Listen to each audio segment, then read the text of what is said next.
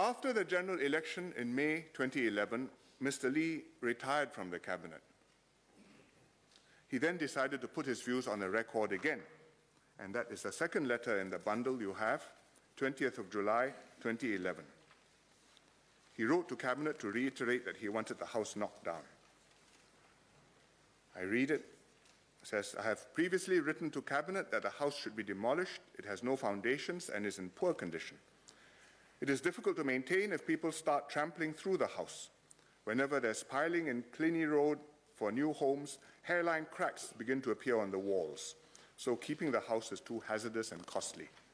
I therefore repeat my wish to have the house demolished when I'm no longer alive. This is the letter which I referred to when I addressed Parliament on the 13th of April 2015 and said he expressed his wish that the house be knocked down. But I misspoke. I said it was December 2015. In fact, he wrote this on the 20th of July. Sorry, not 2015. I said December 2011. In fact, he wrote this on the 20th of July 2011. When I saw this letter the next morning, that means 21st of July 2011, I immediately invited Mr. Lee to make his case in person to Cabinet. I thought that with his force of personality and conviction, meeting the ministers would give him the best chance to convince Cabinet, as he had done so many times before. My father agreed to come. He met the Cabinet that very afternoon. But the ministers were unanimous in expressing their opposition to knocking the house down. I was the only one who did not express a view because I was both a son and the PM, and therefore conflicted. After the meeting, my father continued to ponder over how to deal with the house. In fact, even before the Cabinet meeting, he had been discussing with the family how to go about demolishing the house and redeveloping the site. We explored in the family all kinds of permutations to demolish the house and redevelop the site, maximize value. We discussed who to inherit the property, whether it should be one of the children, several of the children, whether to demolish the house before or after my father died, whether to donate the proceeds to charity after the site was redeveloped. And if so, which children would share in the donation and which charities to donate to. At one point, my brother suggested that my father gift the property to Singapore, subject to the condition that the house be demolished and a small public park be built in its place. I said that I thought this was worth considering, but I offered another option, to demolish the house and redevelop the site as my father wanted, but then to sell off the property and donate the proceeds to charity. I asked my father between the two which he preferred, and he replied, the latter. In other words, demolish the house, redevelop, sell off, and donate the proceeds to charity. He even had some ideas which charities he wanted. He was a practical-minded man. In August 2011, about a month after the Cabinet meeting, my father decided to will 38 Oxley Road to me as part of my share of the estate, and he told the family so. Ho Ching and I knew my father's wishes and also my mother's feelings. We also knew how Cabinet and the public viewed the matter. We started discussing alternatives with my father to see how best we could fulfill his wishes in the event that the house could not be demolished. My father's concern was that the house should not become run down and dilapidated, and that it should not be an expensive burden to maintain. My late mother had a different concern: privacy. She felt strongly that her private living spaces should always remain private. She had been most distressed at the thought of people tramping through her personal spaces after she and my father passed away to gawk at how they had lived. Even when not so familiar people came into the house for one reason or the other to meet her or my father, she would complain afterwards. You could see them looking around, eyes open, to try and find out how we live. And she resented it.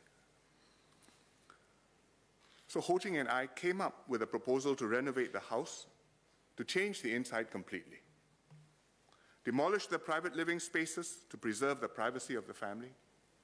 Keep the basement dining room, which was of historical significance.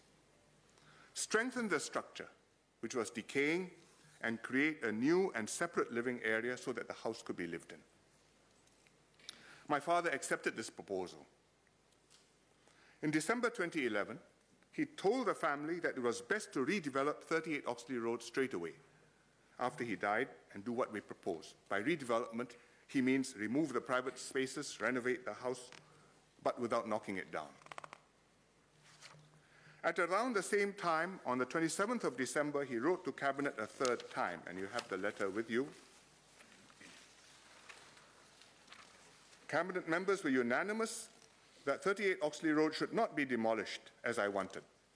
I have reflected on this and decided that if 38 Oxley Road is to be preserved, it needs to have its foundations reinforced and the whole building refurbished. It must then be let out for people to live in. An empty building will soon decline and decay. Ho Ching and I therefore proceeded along these lines.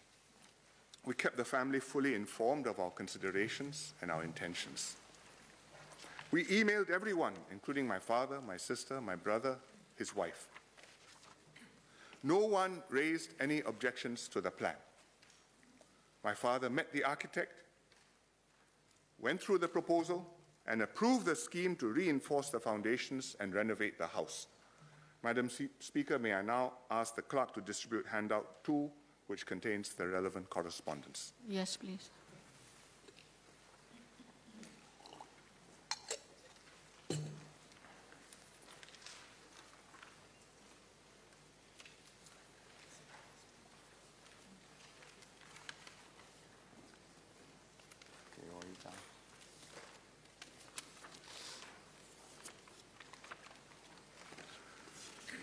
So you see the first page is my father's authorization letter to the architect to submit the development application. He signed it on the 28th of March 2012.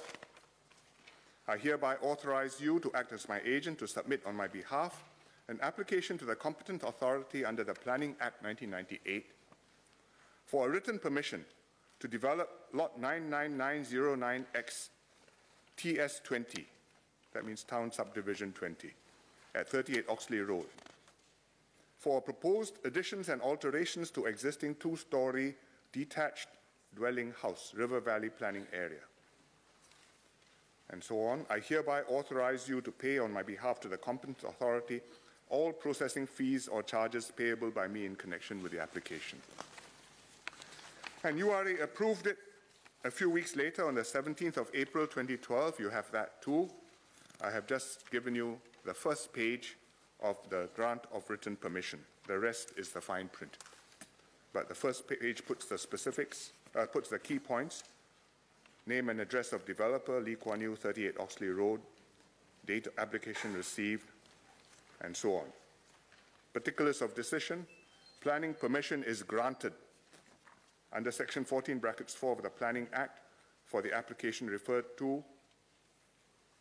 Details are set out in Part 3, subject to conditions in Part 4, additional notes in Part 5.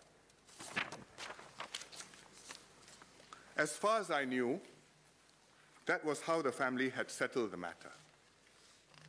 Rationally, amicably, while Mr. Lee was still alive, which is what he had hoped to achieve and strived very hard to achieve. I heard nothing to the contrary until after my father died.